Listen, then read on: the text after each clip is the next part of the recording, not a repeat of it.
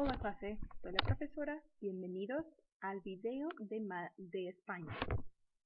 This is my attempt to condense a year of living in Spain and traveling in Spain into a short presentation for you guys that will hopefully inspire you to go do a little bit of research on the different topics that we cover. So Madrid is the capital of Spain, and it is where I did my master's. And basically, Madrid is the geographical center of Spain as well. And so the center of Madrid is where all of the highways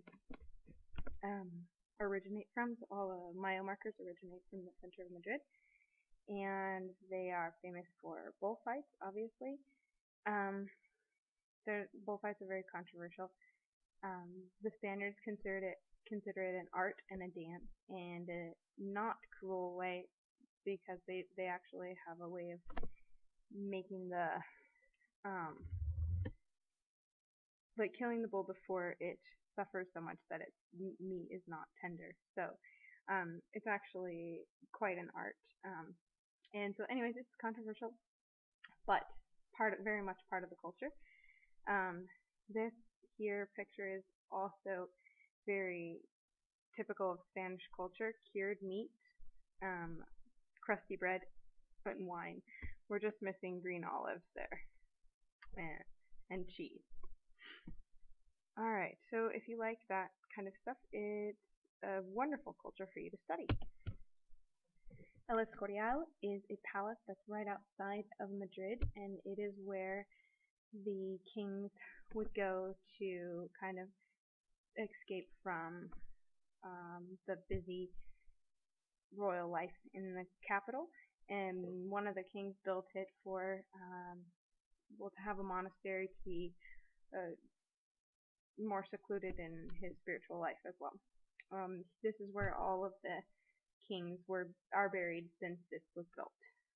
It's really neat inside, but we couldn't take pictures inside. So, all right, El Valle de los Caídos is right next to El Escorial, and it's also a very controversial place. It might be something that you'd be interested in looking up.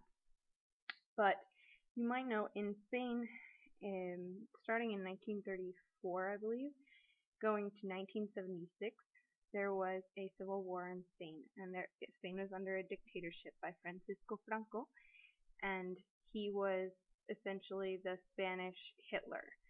And he was friends with Hitler, he was friends with Mussolini, and he was basically trying to purge Spain of everyone who wasn't Catholic and Spanish speaking. So unfortunately, he's given Catholicism a really bad name over there as well, which is why most of Spain is now anti-Catholic, which is why their religion is soccer, football. So maybe you should look that up if you're interested in sports. Anyhow, so this is just a gigantuan underground cathedral tomb for all of the fallen revolutionary soldiers on the side of Franco. It's also where Franco is buried. And it was basically, he built it as a memorial to himself, and he used slave labor from the prisoners of war to build it. So it's very interesting, but quite controversial.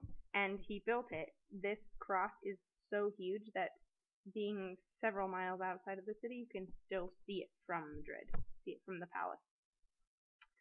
Alright. Toledo is a very small town outside of Madrid. It is very medieval. It's kind of still stuck in the 17th century. It's wonderful. And it is one of the only places where Christianity, Muslim, and Jewish people were able to coincide. So that's what it's most famous for. It's also the home of El Greco, and he was a famous painter.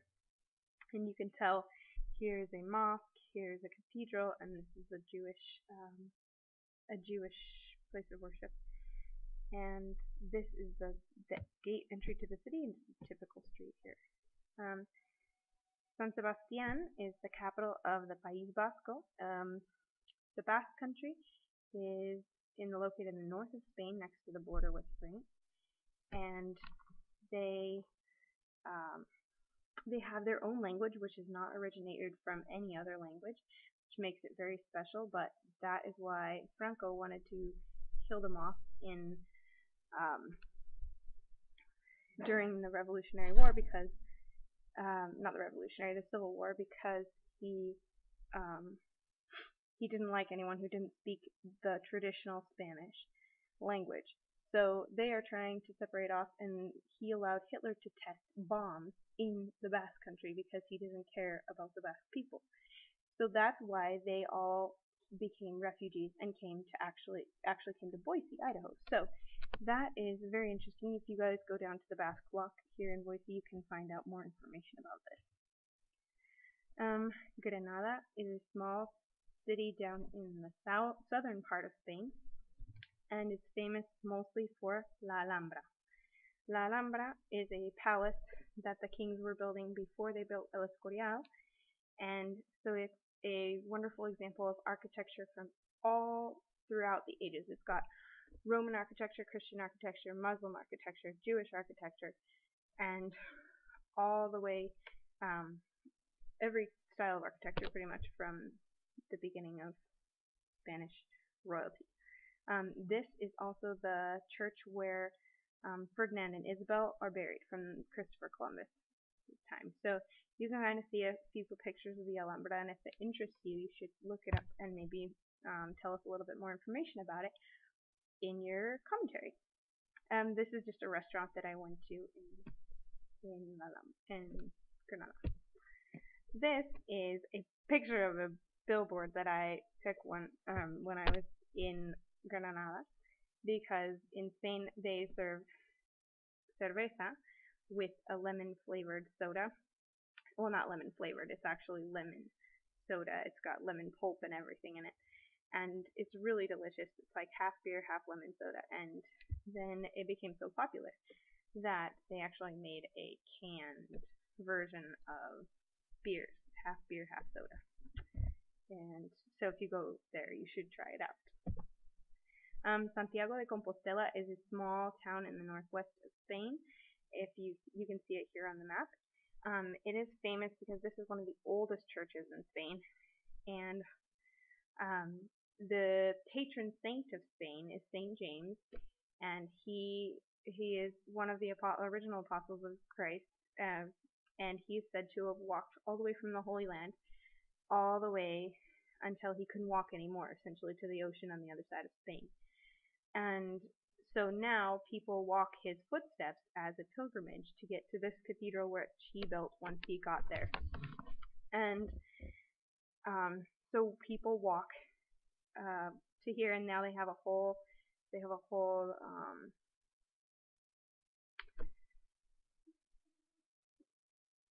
tourism thing built around this. The church is so big that in the olden days, when all the pilgrims would come, they would smell so bad by the time they got there because they had walked for months and months, and there were no showers or hotels along the way. And so they built this incense holder, which is, you can see next to the people to kind of get an idea of how big it is. And then they swing it through the whole church, and it makes clouds and clouds of incense in the ceiling, but it also covers up the smell of everybody else, and incense smells wonderful. So that's the tradition behind that, and it's amazing, and it's so huge. It was really, really impressive when I was there. So anyways, they made a movie about the Camino de Santiago, and it's called The Way. And if you want to look that up, you're more than welcome to.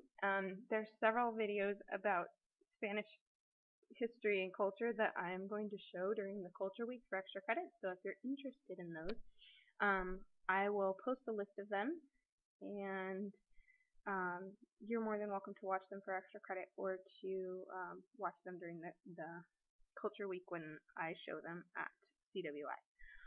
Alright, I think that would be it for now.